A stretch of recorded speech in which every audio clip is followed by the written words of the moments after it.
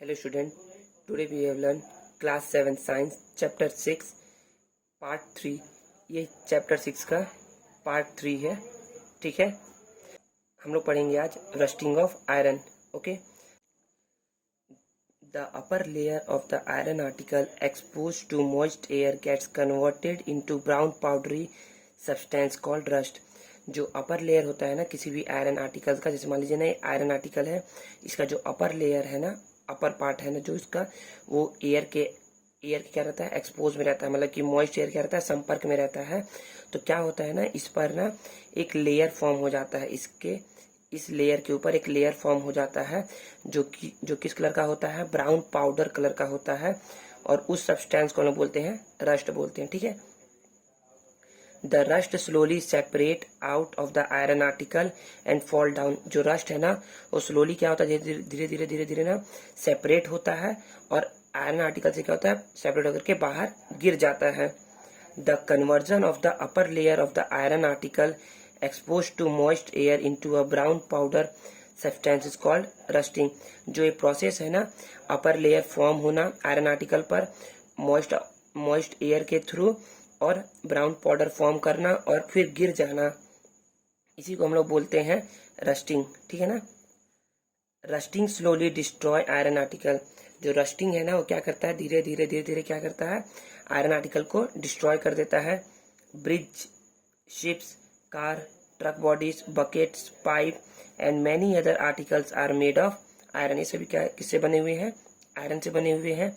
They are all get rusted and gradually destroy. ये सभी क्या होते हैं, धीरे धीरे ग्रेजुअली डिस्ट्रॉय होने लगते हैं। The process of rusting can be represented by the following equation. जो रस्टिंग का प्रोसेस है ना उसको रिप्रेजेंट किया गया इस इक्वेशन से, जैसे कि आयरन एक्सपोज है कहाँ पर, एटमॉस्फेयर में, तो उसे ऑक्सीजन मिलेगा। ठीक है, एंड वाटर मिलेगा। वाटर वेपर या मॉइस्चर जो प्रेजेंट है ना एयर में, उससे क्या मिलता है, वाटर वेपर मिलता है। और ऑक्सीजन तो एटमॉस्फेयर में प्रेजेंट ही है, तो उसी से क्या बनता है, रस्ट फॉर्म होता है। ठीक है ना, रस्ट क्या होता है, रस्ट होता है आयरन ऑक्साइड। आयरन ऑक्साइड का फॉर्मूला है Fe2O3। कोई पूछेगा ना कि रस्ट का फॉर्मूला बताओ, तो आप बोल सकते हैं Fe2O3। देन अब नेक्स्ट पढ़ते हैं कंडीशन फॉर रस्टिंग। ऐसा क्या कंडीशन है ना कि रस्टिंग क्या होता है, फॉर्म हो जाता है। तो iron does not rust in dry air and in summer. Iron क्या होता है, ड्राई एयर में कभी भी रस्ट नहीं होता है। जब बहुत ही समर पड़ रहा हो ना तो क्या होता है, आयरन कभी भी रस्ट नहीं होता है। Iron does not rust lying deep in ocean free water. Iron rust नहीं होता है जब वो ना डीप ओशन में होता है। ठीक है ना, और उस पर यदि ऑक्सीजन फ्री यदि वाटर है ना तब वो रस्ट नहीं होगा। याद रखिए ऑक्सीजन फ्री वाटर होना चाहिए, तब वो उसमें आयरन में रस्ट नहीं लगेगा। However other chemical dissolve in water में react upon iron and destroy it. यदि अदर केमिकल उसके अंदर डिजॉल्व रहेगा ना वाटर के अंदर, तो उसे रिएक्ट करेगा एंड आयरन को क्या कर देगा, डिस्ट्रॉय कर देगा। For rusting both oxygen and water are necessary. Rusting के लिए oxygen as well as water needed है, याद रखिए। और वाटर मीन्स, और वाटर वेपर, ये तो वाटर रहेगा या तो वाटर वेपर रहेगा ना। तो क्या यदि ऑक्सीजन मिल रहा है या वाटर मिल रहा है, दोनों यदि लग रहा है ना कहीं भी आयरन पर, तो क्या हो जाएगा, रस्टिंग फॉर्म हो जाएगा। If the content of moisture in air is high. यदि क्या है, मॉइस्चर एयर में यदि मॉइस्चर क्या है, हाई है ना, विच मीन्स, इसका मतलब है if it is more humid, वो क्या है, बहुत ही ज्यादा ह्यूमिड है। मतलब ना वाटर वेपर समझिए, यदि वाटर वेपर बहुत ज्यादा है ना एयर में, इसका मतलब क्या है ना कि एटमॉस्फेयर बहुत क्या है, ह्यूमिड है। मतलब उसको बोलते हैं ना मॉइस्ट बोलते हैं। ठीक है ना, मॉइस्ट। Rusting become faster. और जब ऐसा कंडीशन होता है ना तो क्या होता है, रस्ट बहुत तेजी से लगता है। ठीक है, जब ह्यूमिड बहुत ही ज्यादा हो, ठीक है, एयर में, तो क्या होता है, रस्टिंग फास्ट हो जाता है। ठीक है, देन एक्टिविटी 6 है। एक्टिविटी 6 समझते हैं क्या, एक्टिविटी 6 कंक्लूजन क्या निकाला गया, कंक्लूजन देखिए पहले। एक्टिविटी 6 है क्या, to show that both air and moisture are necessary for rusting. Air और मॉइस्चर दोनों क्या है, नेसेसरी है रस्टिंग के लिए, ये बताया गया है इसमें। तो कंक्लूजन क्या है, इन ट्यूब ए, ट्यूब ये है, ठीक है, anhydrous calcium carbonate absorb all the moisture of the air. देखिए ट्यूब बी में ना एक कील है, एक नेल है, ठीक है ना, एक आयरन नेल है, और क्या है इसमें कैल्शियम हाइड्रोक्साइड डाल दिया गया है। और कैल्शियम हाइड्रोक्साइड क्या होता है, एनहाइड्रस होता है, मतलब कि इसमें वाटर मॉलिक्यूल नहीं होता है। तो जब ना इसके अंदर डाल के एनहाइड्रस डाल दिया गया है कैल्शियम क्लोराइड, और इसके अंदर एक स्टोन, इसके अंदर यदि एक आयरन नेल डाल दिया गया है ना, और इसे क्या कहते हैं कॉर्क से बंद कर दिया गया है ना, तो इसके अंदर जो भी एयर प्रेजेंट होगा ना, जो भी मॉइस्ट एयर प्रेजेंट होगा, वो क्या करेगा, कैल्शियम क्लोराइड ना इसको एब्जॉर्ब कर लेगा, अपने अंदर ले लेगा। तो इसके अंदर क्या होगा, इसके अंदर ऑक्सीजन तो बचेगा नहीं, और एयर पार्टिकल जो भी था, जो भी मॉइस्ट एयर था ना, वो क्या हो गया, इसने एब्जॉर्ब कर लिया। तो इसमें रस्टिंग नहीं लगेगा, क्योंकि रस्टिंग के लिए क्या चाहिए, हमें रस्टिंग के लिए मॉइस्चर चाहिए, मॉइस्चर, ठीक है ना, मॉइस्चर समझ लीजिए, और बोल सकते हैं ना कि वाटर चाहिए और ऑक्सीजन चाहिए, ठीक है। देन नेक्स्ट है ये भी एक ट्यूब है। इस ट्यूब में ना बॉइल्ड डिस्टिल वाटर है। देखिए इस ट्यूब में बॉइल्ड डिस्टिल वाटर है। In tube B there is no air. Tube B में ना कोई एयर नहीं है। Distil water was boiled to remove dissolve air if any. तो वाटर को जब हम बॉइल करते हैं ना, तो क्या होता है ना, उससे ना एयर ना निकल जाता है, ठीक है ना। So it contain only water. इसमें क्या है, ओनली वाटर है, इसमें कोई भी एयर नहीं है, मतलब ऑक्सीजन नहीं है इसके अंदर, ठीक है। और इसको क्या कर दिए, ऊपर एक वैक्स डाल दिए और इसको कॉर्क से बंद कर दिए। तो होगा क्या, देखिए इसमें केवल वाटर है, ठीक है ना, इसमें ऑक्सीजन तो है नहीं, तो रस्टिंग इसमें लगेगा नहीं। क्यों, क्योंकि रस्टिंग के लिए ऑक्सीजन चाहिए एंड वाटर चाहिए, ठीक है ना। और यहाँ वैक्स है, यदि ऑक्सीजन इसके अंदर एंटर करने की कोशिश करेगा ना, तो वैक्स क्या करेगा, उसको एंटर करने देगा नहीं, उसके लिए बैरियर बन जाएगा, ठीक है ना। ऑक्सीजन के लिए यहाँ यदि ऑक्सीजन है भी ना, तो क्या होगा ना, वैक्स उसके लिए बैरियर बन जाएगा, मतलब वैक्स उसको अंदर आने नहीं देगा, ठीक है ना, एक लेयर बना लेगा। थर्ड, एक और ट्यूब है, tube C contain both air and moisture. Tube C ना ओपन है, ठीक है, और इसके अंदर एयर भी आएगा, मॉइस्चर भी आएगा। This show that both air and moisture are necessary for rusting. तो क्या होगा, इसके अंदर यदि मॉइस्चर और एयर प्रेजेंट रहेगा, तो क्या हो जाएगा, ये नेल जो है ना, आयरन नेल, वो क्या हो जाएगा, रस्ट होना स्टार्ट हो जाएगा, ठीक है ना। समझ में आ गया। तो बस यहाँ पर यही बताया गया ना एक्टिविटी 6 में कि रस्टिंग के लिए क्या चीजें नेसेसिटी होती है, क्या जरूरी होती है, तो ऑक्सीजन एंड वाटर, ठीक है। अब नेक्स्ट है प्रिवेंशन फॉर रस्टिंग या प्रिवेंशन ऑफ रस्टिंग, मतलब रस्टिंग कैसे प्रिवेंट किया जा सकता है, मतलब कि रोका जा सकता है। तो rusting is heavy loss to iron the article. तो रस्टिंग क्या है, बहुत ही ज्यादा लॉस करता है आयरन आर्टिकल का, स्मॉल टू बिग, चाहे वो छोटा आयरन आर्टिकल हो या बड़ा आयरन आर्टिकल हो। छोटा आयरन आर्टिकल मतलब कि हमारे घर के जैसे कि आलमीरा हो गया, आलमीरा में देखते हैं ना, जब जहाँ का जो पेंट है ना, जहाँ का पेंट निकल जाता है ना, तो वहां पर क्या होता है, रस्टिंग होने स्टार्ट हो जाता है, ठीक है ना, धीरे धीरे। और फिर आप देख सकते हैं घरों में जो आपका डोर होता है ना, डोर या विंडो, या यदि वो आयरन के बने होंगे ना, तो किससे होंगे, वो भी रस्ट होना स्टार्ट हो जाते हैं। या कूलर ले लीजिए, कूलर भी क्या होता है, रस्टिंग होना स्टार्ट हो जाते हैं। जैसे कि अभी अभी तो ये स्मॉल एग्जाम्पल हो गया रस्टिंग का, ठीक है ना। बिग में क्या होता है, जैसे कि मान लीजिए ब्रिज है, ठीक है ना, ब्रिज हो गया, या किसी का व्हीकल हो गया, तो वो क्या है, बड़े एग्जाम्पल, रस्टिंग का वो बड़ा एग्जाम्पल में आ जाएगा, ठीक है ना। टू प्रिवेंट रस्टिंग को प्रिवेंट करने के लिए, prevent iron article from coming in contact with air और वाटर और बोथ। तो यदि हमको क्या करना है, रस्टिंग को प्रिवेंट करना है ना, तो हमें आयरन को प्रिवेंट करना होगा, रोकना होगा कि वो कांटेक्ट में ना आए, कमिंग इन कांटेक्ट में ना आए विथ एयर के साथ और वाटर के साथ, और दोनों के साथ किसी के भी कांटेक्ट में ना आए। एक सिंपल तरीका ये है ना, is to apply a coat of paint और ग्रीस। उसके ऊपर क्या करिए, पेंट और ग्रीस अप्लाई करिए। जैसे कि समझिए ना कि ये एक आयरन रॉड है, ठीक है ना, यदि मुझे इसको रस्टिंग से प्रिवेंट करना है ना, रोकना है ना कि इस पे रस्टिंग न लगे, तो मैं क्या करूंगा, इस पर पेंट कर दूंगा या ग्रीसिंग कर दूंगा। इससे क्या हो जाएगा ना, इससे जो सरफेस है ना, आयरन का जो सरफेस है ना, क्या हो जाएगा, बहुत ही स्लिपरी हो जाएगा। इसके ऊपर ना कोई भी वाटर पार्टिकल्स ना स्टे नहीं कर पाएगा, वो तुरंत गिर जाएगा इसके नीचे, ठीक है ना। तो यदि वाटर पार्टिकल्स इसके ऊपर स्टे नहीं करेगा ना, तो केवल वाटर से ही ये क्या रस्टिंग नहीं लगेगा, क्योंकि रस्टिंग के लिए क्या चीजें चाहिए, ऑक्सीजन और वाटर दोनों, ठीक है ना। In fact this coat should be apply regularly. लेकिन क्या करना पड़ेगा, मुझे ये कोट ना रेगुलरली इस पे अप्लाई करते रहना होगा, क्योंकि जैसे ही इसका कोट खत्म होगा, वैसे ही क्या होगा, वाटर और ऑक्सीजन इस पे अटैक करना चालू कर देंगे और रस्टिंग होना स्टार्ट हो जाएगा।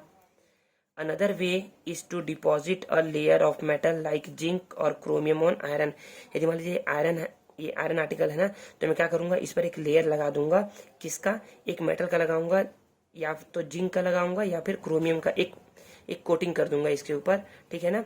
और इसी को, इस मेथड को बोलते हैं ना, जो ये डिपॉजिट किसी आयरन पर या किसी भी मेटल पर ना कुछ एक लेयर लगाना, एक लेयर लगाना जिंक का या क्रोमियम का, ठीक है ना, उस मेथड को बोलते हैं गैल्वेनाइजेशन, ठीक है ना। पढ़ते हैं, the process of depositing a thin layer of zinc on iron is called galvanisation, ठीक है ना।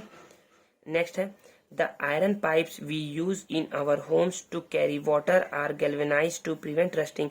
जो हमारे घरों में जो वाटर सप्लाई के लिए जो पाइप्स रहता है ना, वो क्या रहता है, उसको सबसे पहले ना गैल्वेनाइज किया जाता है, ठीक है ना, ताकि क्या हो, जब जब उसके अंदर से वाटर फ्लो हो ना, तो क्या हो, रस्टिंग ना लगे उसमें, ठीक है ना। Galvanized iron sheet are used for roofing and for making bucket, drums, roofing etc. मतलब कि जो गैल्वेनाइज्ड आयरन होते हैं ना, जैसे कि किसी आयरन पे मैंने डिपॉजिट कर दिया है, लेयर लगा दिया है जिंक या क्रोमियम का, तो गैल्वेनाइज्ड आयरन हो जाएंगे। तो अब इसको, इसका यूज कहाँ कहाँ होता है, देखा होगा ना लोगों के ना घर पे ना तीन, मतलब कि शेड छाया हुआ रहता है, शेड लगा रहता है, मतलब कि छाया हुआ रहता है, रूफिंग किया हुआ रहता है। और फिर बकेट्स बनाने में, बकेट्स जो बनता है ना, बाल्टियां, वो ड्रम्स बनाने में, ड्रम्स होगा आप लोग के घर, वो रूफिंग एटसेट्रा बहुत सारे चीजें हैं, ठीक है ना। Auto parts and bathroom fittings are electroplated with chromium और निकेल टू प्रिवेंट रस्टिंग। जो भी ऑटो पार्ट्स होते हैं ना, मतलब कि गाड़ियों के सामान के जो पार्ट्स होते हैं ना, और बाथरूम फिटिंग, जो भी बाथरूम में फिट किए जाते हैं सामान, ठीक है ना, आर इलेक्ट्रोप्लेटेड, क्या होते हैं, इलेक्ट्रोप्लेटेड होते हैं, मतलब कि उसके ऊपर भी एक लेयर चढ़ाया जाता है विथ क्रोमियम और निकिल का, ठीक है, क्रोमियम का चढ़ाएंगे या फिर निकिल का चढ़ाएंगे, जिससे क्या हो सके, रस्टिंग प्रिवेंट हो सके, ठीक है। आयरन इज अलॉयड, आयरन क्या है, एक अलॉय है। Iron is alloy mix with carbon and metal like chromium and nickel to make stainless steel which does not rust. मतलब ना क्या करे, यदि आयरन है यहाँ, ठीक है ना, आयरन में क्या कर दूं मैं, आयरन में यदि मैं ना क्रोमियम मिला दूं, CHROM, क्रोमियम मिला दूं, और मैं क्या करूं, निकिल मिला दूं, तो ये क्या फॉर्म करेगा, ये फॉर्म करेगा स्टेनलेस स्टील, ठीक है ना। और स्टेनलेस स्टील क्या होता है, डज नॉट रस्ट, रस्ट जल्दी नहीं लगने देता है, ठीक है ना। तो यहाँ पर यही बताया जा रहा है कि आयरन में यदि मैं कार्बन के साथ साथ मेटल क्रोमियम और निकिल क्या कर दूंगा, ऐड कर दूंगा ना, तो क्या हो जाएगा, वो स्टेनलेस स्टील फॉर्म करेगा और वो कभी रस्ट नहीं लगेगा, ठीक है ना। डिड यू नो, क्या आप जानते हैं, the pillar near the Qutub Minar in Delhi was built more than 1600 year ago. तो मतलब कि कुतुब मीनार दिल्ली में है ना, वहां पर क्या है, एक पिलर है, एक पिलर बना हुआ है, जो कि बना हुआ है आयरन का, और वो कब बना हुआ था, 1600 ईयर एगो, मतलब कि बहुत सालों पहले बना हुआ था। Even after such a long period, इतने लॉन्ग पीरियड के बाद भी ना, इट हैज नॉट रस्टेड, वो रस्टेड नहीं हुआ है। It is more than 7 metre high, वो क्या है, 7 मीटर हाई है, मतलब कि 7 मीटर ऊंचा है। And more than 6000 kilometre in 6000 kilogram in weight, और उसका वेट क्या है, अप्रोक्सीमेट 6000 किलोग्राम है, ठीक है ना।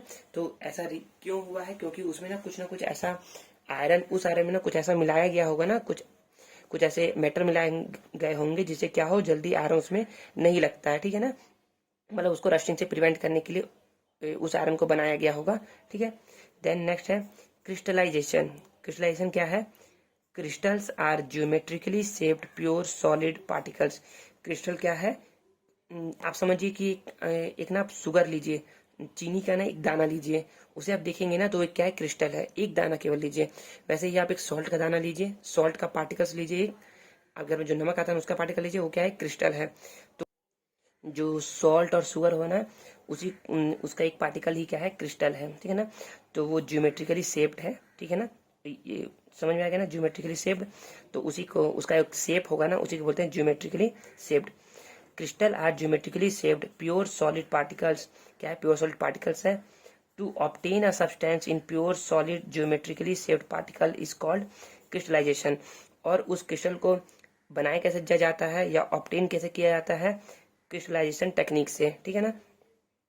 It is an example of physical change, ये क्या है, एग्जाम्पल है फिजिकल चेंज का। Pure crystalline substance can be obtain from the solution of impure sample.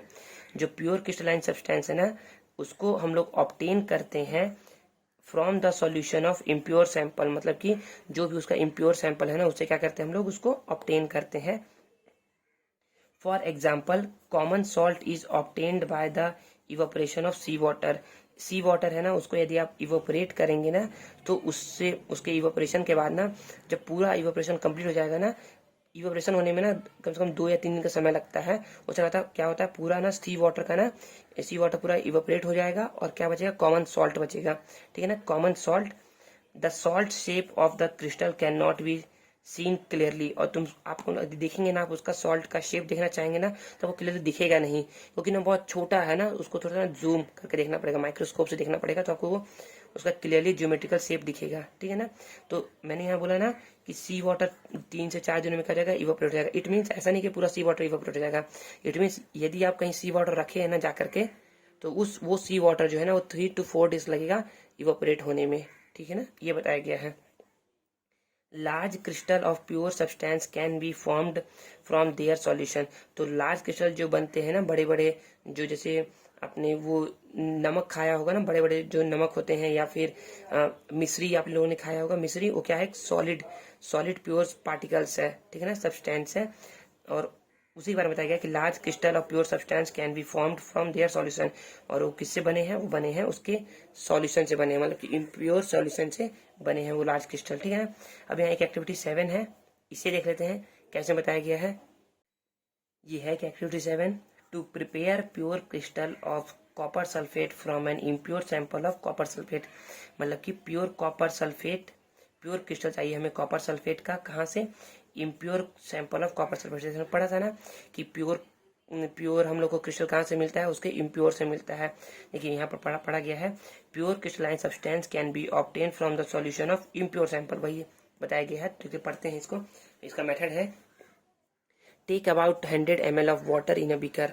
100 ml of water लेना है एक बीकर में, and a few drop of dilute sulphuric acid. और उसमें क्या, 1-2 ड्रॉप क्या लेना है, डाइल्यूट सल्फ्यूरिक एसिड लेना है। हीट द वाटर, और क्या करना है, उस मिक्सचर को ना, जो सल्फ्यूरिक एसिड है और वाटर का मिक्सचर, उसको क्या करना है, हीटअप करना है। When it is nearly boiling, और जैसे वो क्या करे, बॉइल होने की कंडीशन में आए ना, पुट ऑफ द बर्नर, उसे क्या करें, उसको बर्नर से उतार दें। Remove the beaker from the tripod, stand and keep it on the table. और उसको क्या करें, उसको रिमूव कर दे ट्राईपॉड से भी, और उसको क्या करें, उसको टेबल पर रख करके स्टैंड बना करके अच्छे से रखें उसको। Add powder sample of copper sulphate. जो ये पाउडर सैंपल है ना, जो इम्प्योर है, उसको क्या करें, उसमें डालें स्लोली स्लोली। ठीक है, वाइल स्टीरिंग कंटिन्यूसली, उसको क्या करें, हम हिलाते रहे ऐसा। ठीक है ना, देखिए यहाँ पर इम्प्योर डाला जा रहा है। ठीक है, continue adding copper sulphate powder till no more powder can be dissolve. और तब तक डिजोल्व करना है इसको, जब तक कि क्या हो, जब तक कि पूरा डिजोल्व ना हो जाए। ठीक है ना, और कोई भी पार्टिकल दिखना नहीं चाहिए। ठीक है ना, ये बताया जा रहा है। फिल्टर द सॉल्यूशन, सॉल्यूशन क्या करो, फिल्टर करो फिल्टर पेपर की हेल्प से। अलाउ इट टू कूल, उसको क्या होने दो, कूल होने दो, मतलब कि ठंडा होने दो, थोड़ा सा टाइम दो, मतलब कि उसको डिस्टर्ब मत करो।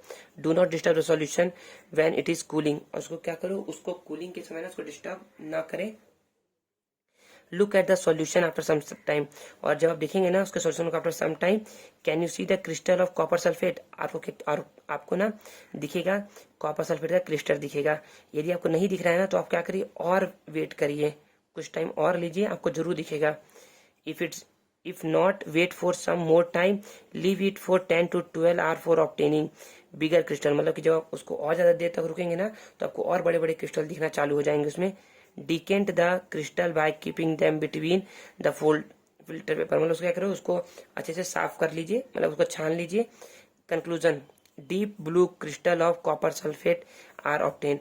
आपको जो मिलेगा ना कॉपर सल्फेट, वो डीप ब्लू कलर का रहेगा।